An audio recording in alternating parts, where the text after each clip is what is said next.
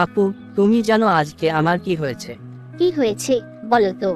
আবার কোন মজার ঘটনা ঘটিয়ে এসেছো? আজকে ক্লাসে আমি পুরো দিন ঘুমিয়েছি আর স্যার কিছুই টের পাননি। সত্যি?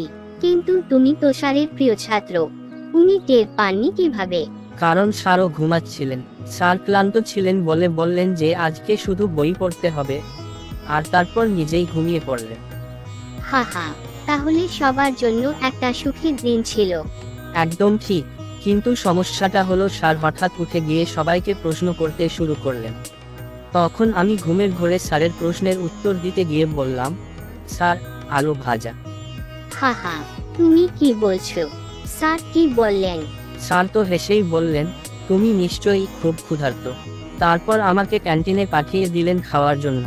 তোমার কপাল ভালো ছিল যে স্যার ভালো মেজাজে ছিলেন, না হলে কি হতো বলো তো?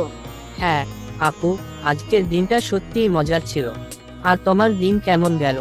আমার দিনও ভালোই ছিল, কিন্তু তোমার গল্প শুনে মনে হচ্ছে আমার দিনটা আরো ভালো হয়ে গেছে।